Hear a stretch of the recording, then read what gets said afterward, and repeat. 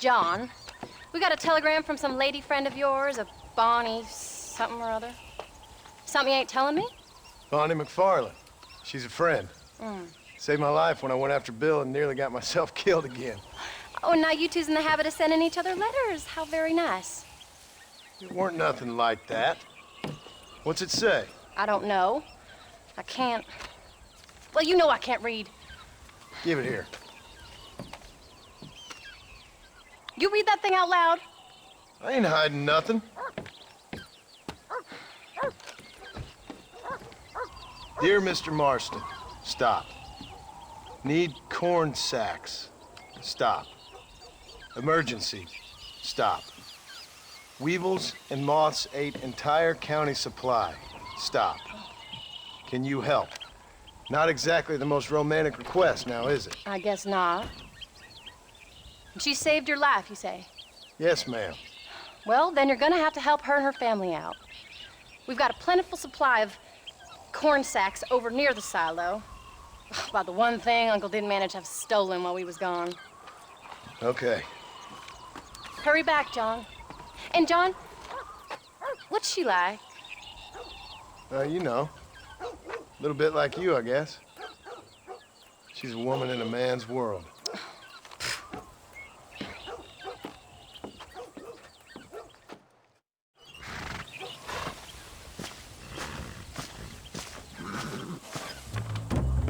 John, wait! I changed my mind. I'm coming with you. Well, come on then. Let's get going.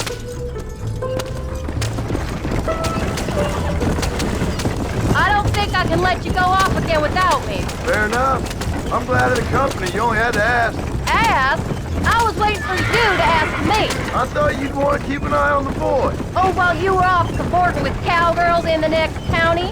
I don't think so, John Marston. You only just got home. That Jack has seen enough of me for a lifetime. So, is she married? This Bonnie McFarland? No. What does she look like? I don't know. Pretty normal, I suppose. Normal? What? Normal like me? No. Normal as in 2 eyes, mouth, nose, that kind of normal. Besides, ain't no woman fine as you. A little flattery. Now we're finally getting somewhere. If you find yourself in a hole, the first thing to do is stop digging. Another pearl of wisdom from John Marston. I sure do miss those. I never took you for the jealous type, Abigail. I ain't jealous so much as curious.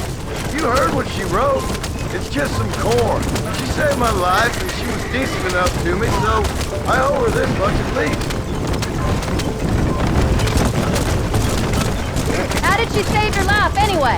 She found me half dead on the side of the road and took me to the doctor. Most folks would have left me there. Half dead from what? Bill didn't take so kindly to me visiting unannounced. Bill never did like surprises. How was he? Same as he was when we left. Angry and dumb.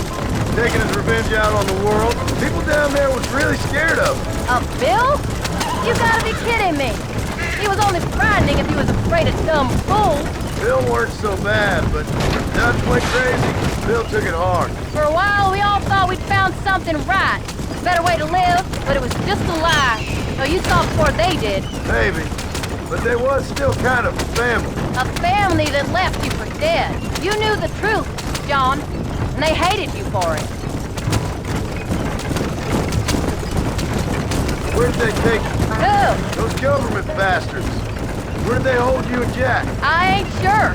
They kept their eyes covered there and back. Can't have been too far from here, though. They treat you right? It ain't the first time I've had a gun to my head, John.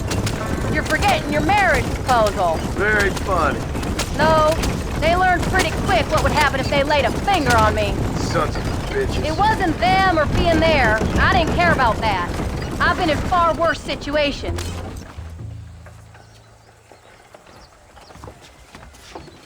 You came. Thank you so much. We lost the entire harvest. Miss McFarland, I'd like you to meet my wife, Abigail. Oh, ain't you quite the gentleman all of a sudden? It's a pleasure to meet you, Mrs. Marston. Likewise. Thank you for saving my husband's life. And for teaching the miserable goats manners, among other things. I didn't teach him anything. I know better than to try to change a man. You should meet my father. Oh, people can change, Miss McFarland. John and I have to believe that more than anybody. This is a decent first harvest for you, John. You should be proud. That's good land you got there. How are you feeling, Mrs. Marston? From what your husband told me, it must have been awful for you. I've been through worse, and I knew he'd be back before too long. He can't cook a meal to save his life. Abigail, in my darkest hours, when I was most homesick, just the thought of one of your rat meat stews kept me pushing forward. Well, about as amusing as a weeping saddle sore, ain't he, Miss McFarland? If you're gonna start yammering about women's work, John, I'd say you might be in the wrong company. I'd say so too. I never felt so outnumbered.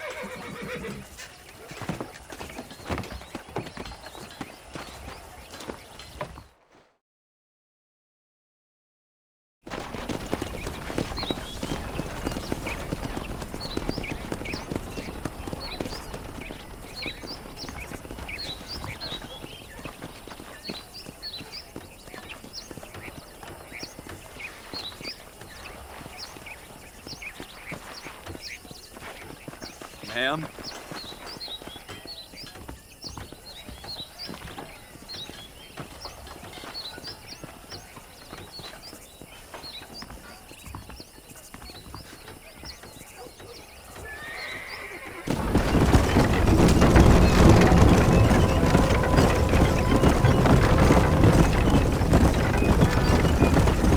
So that was the famous Bonnie. That was her, all right. She's pretty. She's normal, like I said. Well, you always wanted to be a rancher. I'd have thought she'd be just your thing. The perfect rancher's wife, if I ever saw one. I already got a rancher's wife. I'm only teasing. I like her, and I'm glad she saved your life. Most of the time, anyway. The McFarlands are good people. She did blush redder than a shepherd's sunset when she saw you, though. I have that effect on women. You clearly had one too many blows to the head. You ain't wrong about that, Mrs. Marston. That's quite a ranch they got there. That'll be us someday. As soon as we get back on our feet. I don't know, John. How many times can we start again?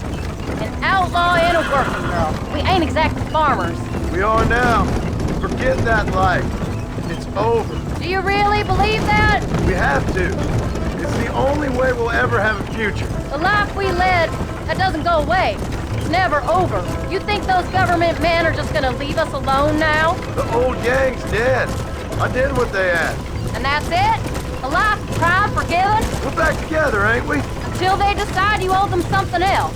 Sometimes I think I was the stupid one for believing I could get out. Maybe Dutch, Bill, and Javier were just being honest with themselves. You ain't perfect, John, and I sure ain't. But you're better than they are. Than they were.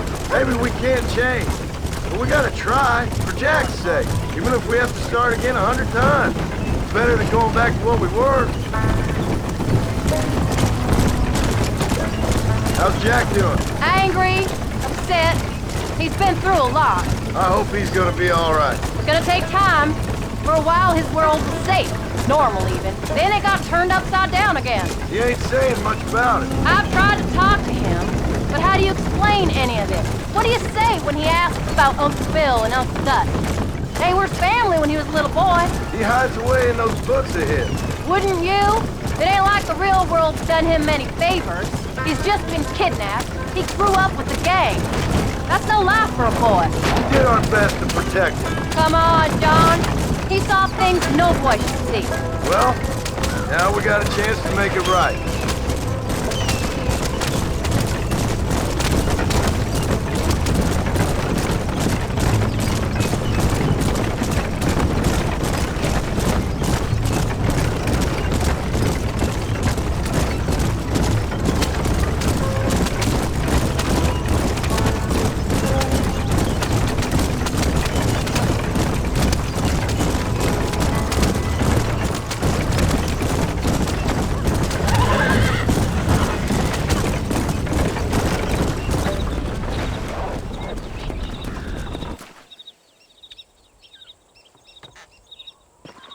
We did good today, John.